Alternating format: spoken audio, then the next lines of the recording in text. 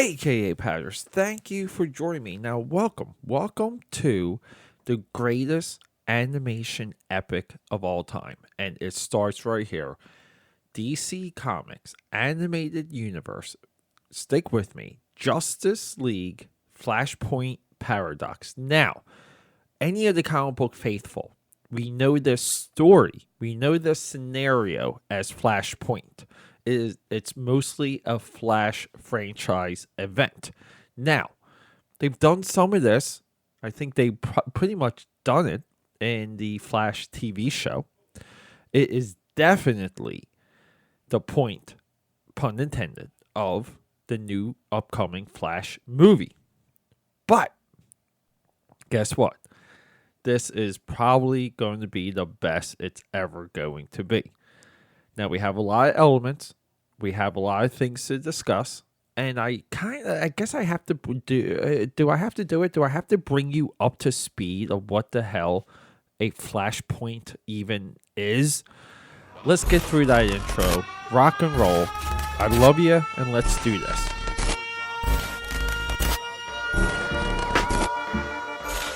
Everyone, before we get into this episode, let me tell you something. Trial by Fire, it's my comic book. I've been working on it since 1996, 1997, since I was a senior in high school. And guess what? It's ready. It's available right now on Indiegogo. You can find it there. Just search AKAPAD, search Trial by Fire. Links in this description.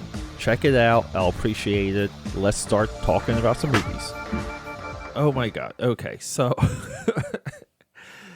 welcome to comics. It doesn't get any more complicated than this. Okay? The Flashpoint.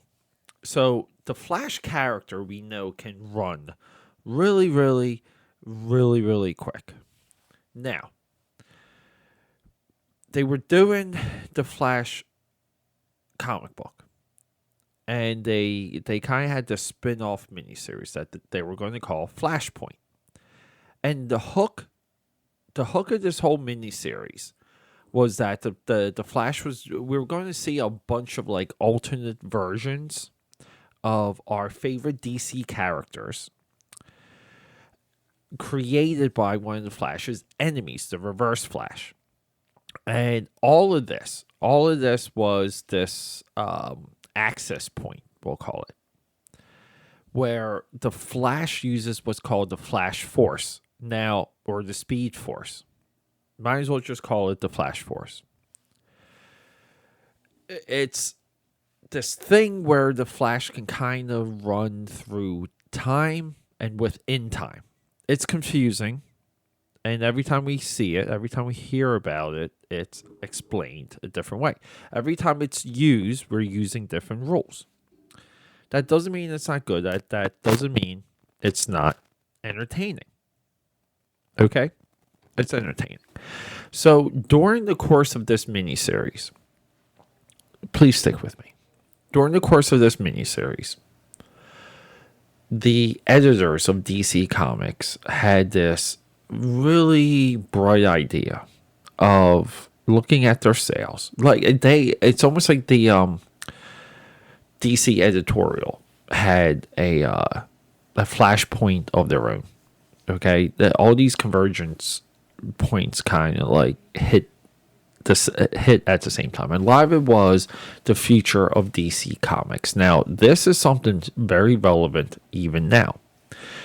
On my YouTube, I have somewhat of a 7-episode series planned on describing and breaking down the fall of DC Comics in 2020. 2020 relatively would be the end of DC Comics. Now, that doesn't mean DC Comics doesn't continue to make comic books, but the industry and I would say the way we consume the content is forever changed. So it's not really the same. DC editorial got this idea of let's restart everything. Like let's reboot it. And this idea has long been within the DNA of DC Comics, which is why it's so perfect that this animated universe starts at Flashpoint. Now, from that point on, within the comics, DC has been reeling ever since to maintain relevancy outside of the Dark Knight. The Dark Knight will always bring in sales. Wherever the Dark Knight's in will always bring sales. A huge proponent, a huge element of the Flashpoint paradox, the Flashpoint franchise, we'll call it, is Thomas Wayne, Bruce Wayne's father. And in this universe, Thomas Wayne is the one that becomes the Batman, not Bruce Wayne. And it's a slightly askewed, different version. And a lot of people like it. So, we get this animated movie based on the most significant DC miniseries outside of Crisis on Infinity Earths. Crisis was a 12-issue epic that went into detail of what was happening and how they were destroying worlds and universes and combining everything into one. Like I said, this multiverse and multiverse collapses long within the history of DC Comics. But that doesn't mean DC, to maintain its relevancy, doesn't need like a core of its own, because it really does.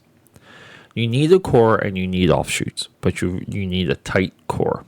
That's what she said. So, the Crisis of Infinity Earths, 12 issues, and 2 prestige format comics, 2 64-page comics. I'm pretty sure they were both drawn by George Perez, written by Marv Wolfman. They bring you up to speed of what's missing within DC Comics, so that all the future, everything that springs from this crisis can be explainable. Now, in the 90s, they did something very similar called Zero Hour. But Zero Hour was a in-continuity zero-issue event, meaning they had this thing called Zero Hour. There were some things they were maybe going to reset or rethink, and they would be reintroduced at issue 0. Now, this really didn't affect nothing but newer characters. Okay, your legacy characters were unaffected by Zero Hour.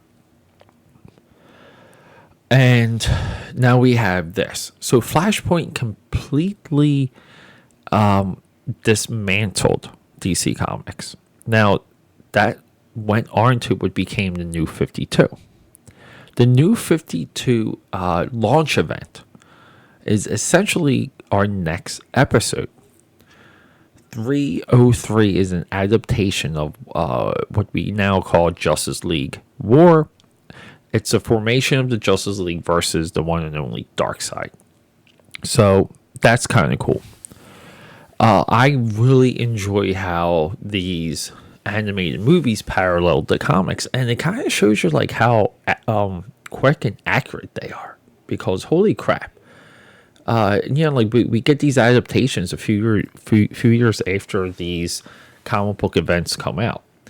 Now, Flashpoint came out 2013, and at the time, I only knew it off of YouTube clips. And back then, YouTube clips were a little bit more dangerous than they are now. Now you get shut down. But a lot of it was these like deaths, and I could kind of piece together the story based on these clips. And Flashpoint is just so much of what I love about comics, about these like alternate takes. But it makes me weary, because we're now in an age where we're obsessed with alternate takes, and alternate takes just takes away from the comic book experience. Meaning, you go in every Wednesday and you get these friends. You can buy these comics and they're cheap, and you can buy a lot of them, but they're your friends. And they really don't change, but they go through some amazing adventures. Alternate Takes is continuously saying, hey, but what about this? But what about that? It's exhausting, and it doesn't build a core. But let's talk about this. So this animated movie, I just got done watching the first 20 minutes all over again because I always forget, maybe not after this time, of how exactly it begins. And it really is a Flash story. This begins with the death of Barry Allen's mother. And he has this desire to, because his mother dies when he's young. And, it's pretty, I would say a little bit PG-13, the way that they show the death in this. But we have a Flash franchise here. We have what's now seriously the preeminent Flash story. Flash has been around for a long, long time. There is no story at all other than Flashpoint, which is really pathetic when it comes to a comic book history. Like if you're a comic book historian, it's Flashpoint or zero when it comes to the Flash. So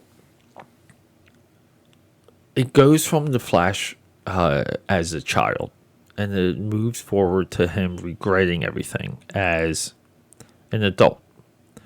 And then him and the Justice League fight all of the Flash villains at the Flash Museum. Again, we're in the original, DC post-crisis here.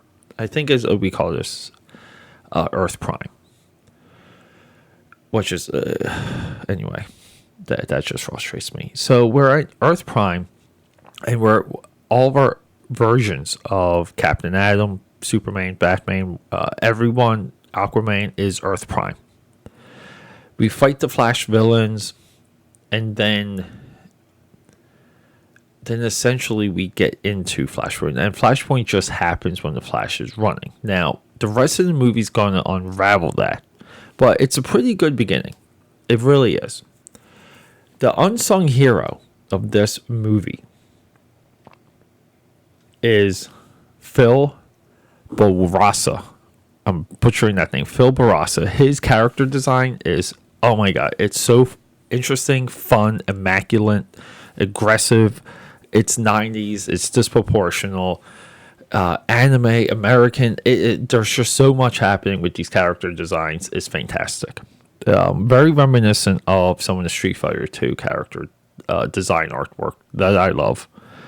But yeah, so we go into this alternate Flashpoint universe where when the Flash resets, okay, because we're dealing with almost a second reset within this movie. So Earth Prime is gone. The Flashpoint universe is gone. And then we go into a new continuity. Like I said, this the beginning, the chapter 1 is so epic. That's why I love it.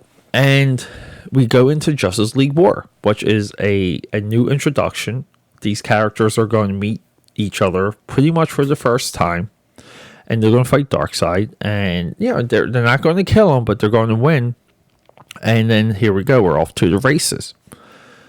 So why is this important? This is important because, look, I can't sit someone down to watch it and expect them to know all the ins and outs of these characters, the source of it all of it. This is the same revelation I had when I was watching Winter Soldier a few Christmases ago with my family, and scene 1, act 1, it's like, who's this? What's that? What's going on? And it's like you instantly have to explain everything so early in Winter Soldier. You're almost like, oh my God, okay. Or Civil War, where you're just kind of like, oh geez. And the Avenger movies, are no different. I mean, there's no setup, there's no establishment of this is. There's very little exposition. You have to know things going into it. To me, that's a failure of storytelling. Flashpoint is no exception. This is a failure of storytelling, but it's exciting. It's exciting for who it's made for, and it's awesome. It's deadly. This movie does not hold back. It's dark. It's gritty. It's the Zack Snyder version of the DC universe that he was marching towards. And it's okay that DC will never be superpowers again. I'll just call it, it'll never be 80s. It'll never be superpowers. DC's contrast to everything is multiverse with core continuity, with tight core continuity. It's multiverse and it's dark. And that is it. And this Flashpoint paradox is a perfect introduction to that. It really is. We also have a character called Yo-Yo that Thomas Wayne fights. Yo-Yo needs to be in continuity, period. Yo-Yo is a great character, great design, great powers, awesome, lots of fun. Yeah, and we have things like we have this like gothic Schumacher-esque, Blade Runner-esque Gotham City, like really cool ideas. We have a Atlantis, Aquaman war happening because again, like this is a different universe and they're just destroying the world. Lex Luthor, Black Mantis, Deathstroke, who all have moments later in our final movie, Justice League Dark Apocalypse War. They have moments there, they have moments here in this alternate universe. But the idea, and look, I'm giving a lot away. These 5 movies end within another Flashpoint. Okay, so by the time we're seeing the final scene in Justice League Dark Apocalypse, we understand all the rules of the Flashpoint, and it happens, and then boom, like what happens next? We really don't know.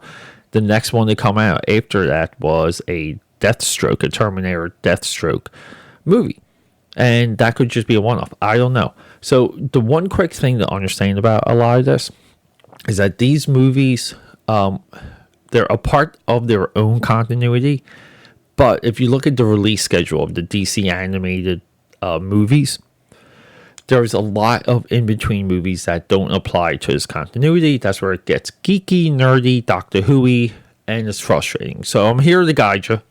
So next one, it's going to be Justice League War. So I hope you're ready and rock and roll. Until next time, everyone, be good, and the Pop Culture Pope is always with you. I'd like to dedicate this episode to my father, Tony DeLuca, a.k.a. Tony, a.k.a. Tone, a.k.a. Tony Iron Feet, a.k.a. Tony Flippy Flipperson. That's right, we had a lot of good nicknames for the old man. But hey, he's no longer with us, and so much of what you listen to on this podcast was inspired by my father. I cannot thank him enough for putting me in front of movies from a young age.